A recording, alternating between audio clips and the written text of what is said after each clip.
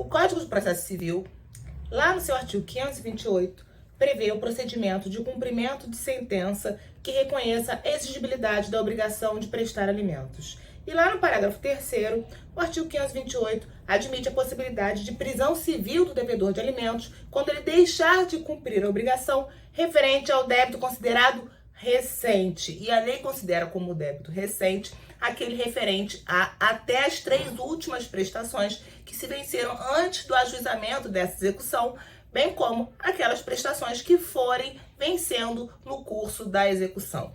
Pergunto eu a vocês, a prisão civil desse devedor de alimentos pode ser afastada quando circunstâncias, particularidades do caso concreto indicarem que não há urgência no recebimento destas prestações pelo credor?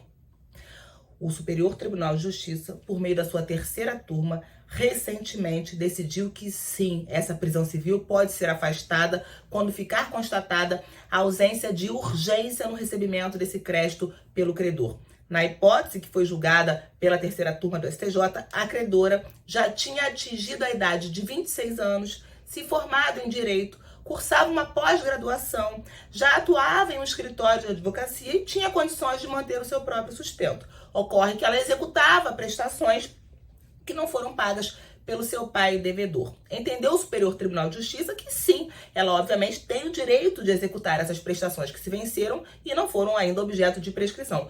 Porém, como não havia urgência no recebimento desse crédito por ela, que já tinha condições de se manter pelo seu próprio trabalho, o procedimento adequado seria o procedimento de cumprimento de sentença previsto lá no artigo 523, em que o devedor é intimado para pagar o débito sob pena de penhora de bens e não sob pena de prisão civil, que é a medida mais gravosa que só cabe, segundo esse entendimento do STJ, quando for hipótese em que se reconheça a urgência no recebimento dessas prestações vencidas. Aí vocês vão me perguntar, ué, mas ela atingiu a idade de 26 anos, então a obrigação alimentar do pai já acabou, certo?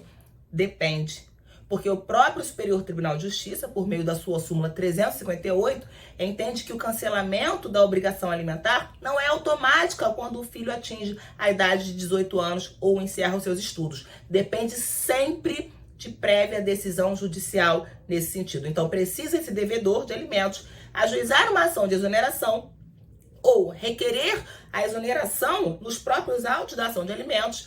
O juiz vai ouvir a parte contrária, porque sempre haverá direito ao contraditório, e ouvido o credor, o juiz, enfim, vai dar uma decisão cancelando, exonerando o devedor daquela obrigação alimentar. E aí essa exoneração, sim, passará a produzir efeitos a partir da citação do credor nessa ação de exoneração.